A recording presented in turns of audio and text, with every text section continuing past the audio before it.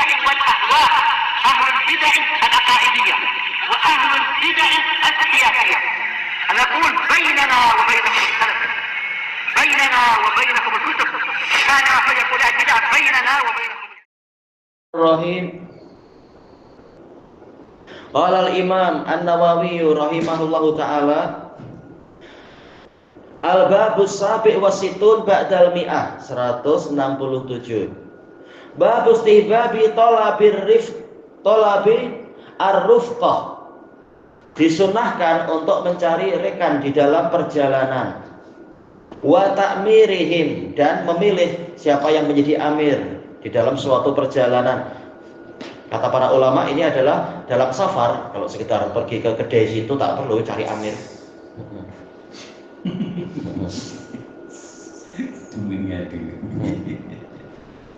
Ala anfusihim, untuk mereka, wahidan, yaitu satu orang yang yuti'unah, untuk mereka taati. Disunahkan apa? Mencari amir, tapi ini untuk safar memang. Baik. Al-hadisus sabi' ba'dal alaf, 1007.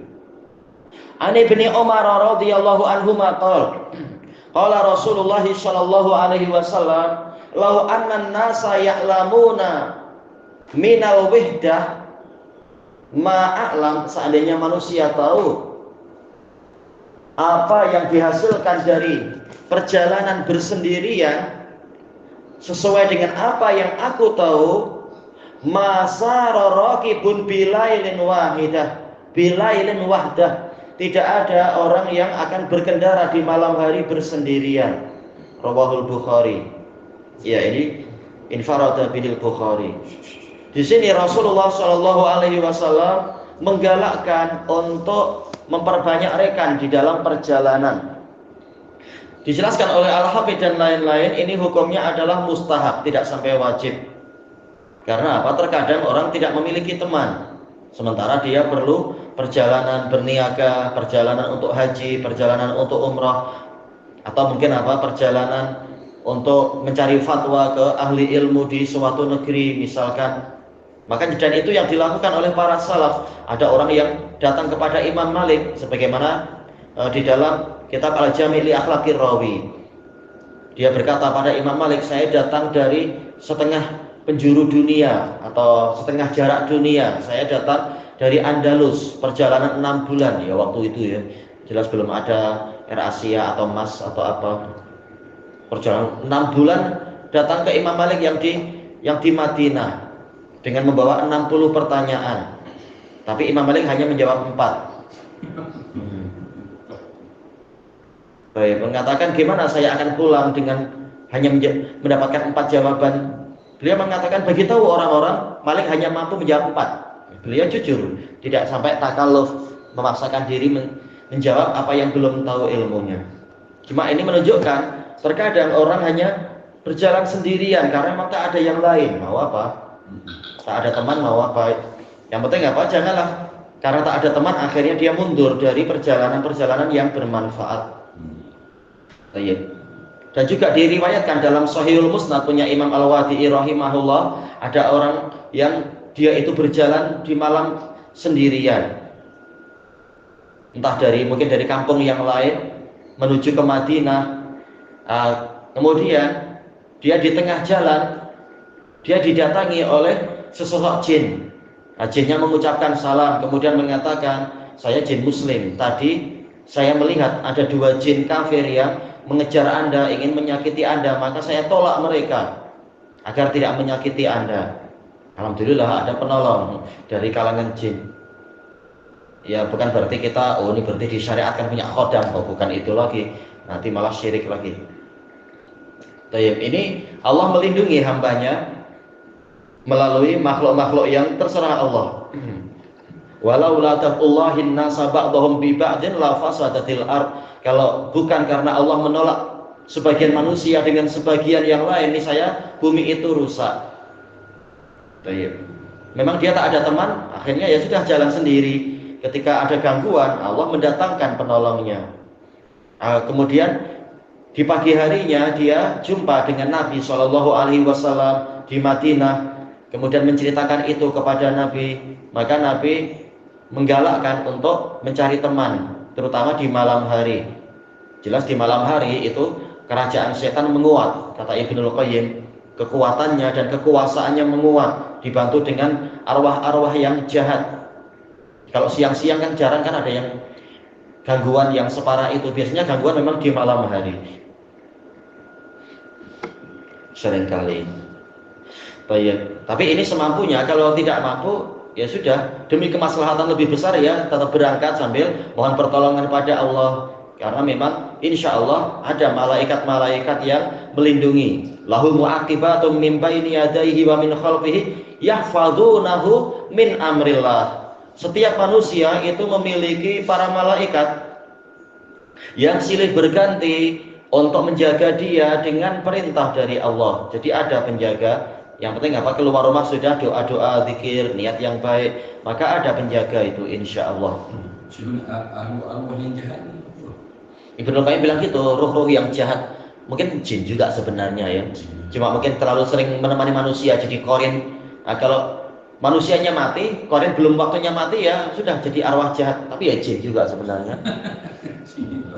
Nah, itu yang boleh jadi kan, orang-orang yang punya khurafat menyangka oh itu orangnya balik, padahal itu korin yang memang sudah biasa jumpa dengan orang itu, tahu wajahnya, tahu karakternya, boleh pita suaranya pun mungkin sama, jadinya disangka oh ini orangnya balik lagi atau arwah dia sudah di alam kubur. Tapi mungkin korinnya yang memang sudah dekat berpuluh-puluh tahun mampu menyerupakan diri dengan segala karakternya, menyerupakan diri dengan orang itu. Atau jin yang lain, Allah lebih tahu. Berarti perlu apa? Perlu ada teman. Kalau memang memungkinkan. Para ulama mengatakan ini mustahab, tidak sampai wajib. Demi apa? Demi keselamatan. Ini menunjukkan walaupun tidak sampai wajib, tetapi Islam menggalakkan untuk seseorang itu memiliki teman untuk ta'awun alal birri wat taqwa. Bukan teman untuk mencuri, teman untuk merompak. Itu ta'awun alal ismi wal udwan, terlarang. Tapi ini perjalanan yang mubah atau perjalanan yang soleh, maka digalakkan untuk memiliki teman. Tapi kalau perjalanan malam dating lagi perempuan yang bukan mahram, dijamin ada teman yang orang ketiga, yaitu setan. Naudzubillah. Kita ambil hadis kedua, belum membahas masalah amir. Karena apa? Ini baru membahas masalah digalakkan punya teman. Al haditsus samin ba'dal alaf 1008. Wa an Amr ibni Shu'aib an abihi an jaddih. Berarti hadis Abdullah bin Amr ibn al-As radhiyallahu anhuma. Qala Rasulullah sallallahu alaihi wasallam, ar-raqib syaitan war-raqibani syaitanan. Seorang pengendara adalah setan. Dua orang pengendara adalah dua setan. Wassalasah rabbun. 3 orang baru dikatakan rombongan pengendara, yaitu manusia. Rawahu Abu Dawud wa Tirmidzi wa Nasa'i bi asanida sahihah, dengan sanad yang sahih sampai ke Amr bin Shu'aib an Abi an Jaddih. Ini sanadnya hasan. Disebutkan dalam catatan kaki oleh Syekh Abu Amr, kesimpulannya sanadnya hasan. Yaitu apa? Imam Ahmad dan lain-lain meriwayatkan dari jalur Abdurrahman ibnu Harmalah an Amr bin Shu'aib. Dan juga datang dari sanad yang lain, yaitu dari jalur Muhammad bin Ajlan dari Shu'aib. Kesimpulannya sanadnya sahih sampai ke Amr. Adapun Amr ke atas, sanadnya hasan. Di sini dijelaskan oleh kebanyakan para pensyarah, bukan berarti pengendara yang satu itu betul-betul setan sehingga dikatakan dia maksiat, tidak demikian. Tetapi kemungkinan untuk dikacau oleh setan lebih besar. Tak ada teman yang mengingatkan. Terutama kalau berkendaranya jauh, sehingga apa? Bisikan setan lama, bisik-bisik terus, akhirnya mungkin dia melakukan suatu kemaksiatan, mulai bernyanyi-nyanyi untuk mengusir suasana sepi katanya mungkin.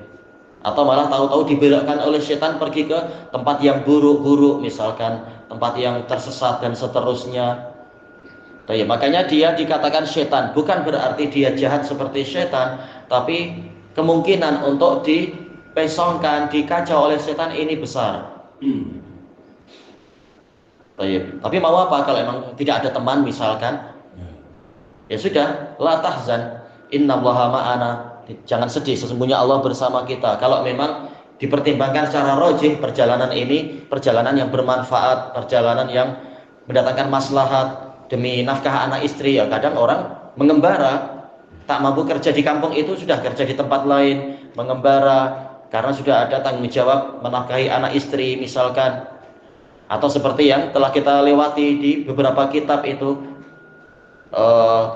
tolabul ilm, yaitu para tulabil ilm masing-masing datang dari negeri bersendirian karena memang kenyataannya tak ada yang mau diajak untuk apa, tolabul ilm, cuma dia sudah dia berangkat.